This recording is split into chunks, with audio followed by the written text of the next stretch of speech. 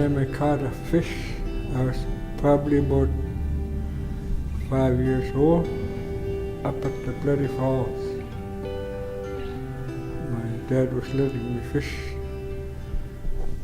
and I caught one. And I asked my dad, what do I do now? He told me, just hang on to your string and run up the hill and your fish will come out. Sure enough, it did come out. I got a little char. It was fun, exciting.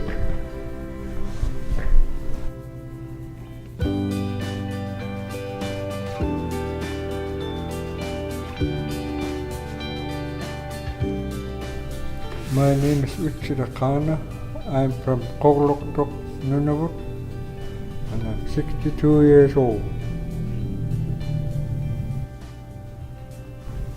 The sleds I did today were tying cross pieces, because I checked some of the cross pieces and some were loose, so I cut the old string off and I retied it with a new string.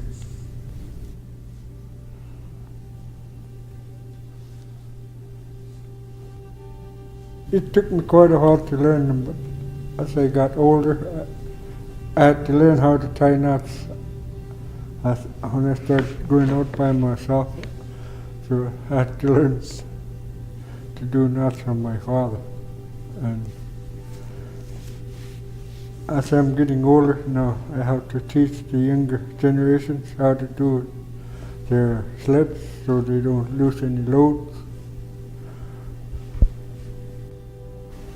You do a circle, and your strands, you weave them into the other piece till you reach the end of your strands, and your loop, that loop doesn't come apart unless you take it apart. You backtrack your string, your strands back into. That way your rope doesn't fray or come apart. If I was to go out hunting by myself, I would buy gas, grub, and make sure all my equipment is safe to take out. Cover everything with a tarp, tie the gas outside from the tarp, separate from all my sleeping gear. I get that ready the night before I leave the next morning. If you don't tie your sled properly, you will eventually lose your load, your gas, and what tools you have. If you lose a sled, you can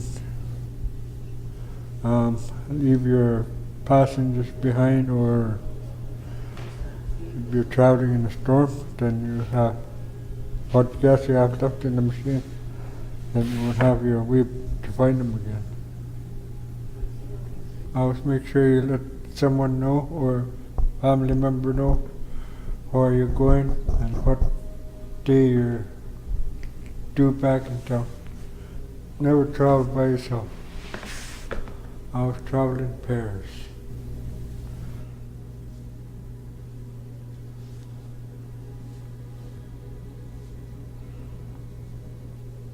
Hunting is not all about who gets the most, it's who can share what he catches with the elders and single parents that don't have any means of going out. I would want for all the youth to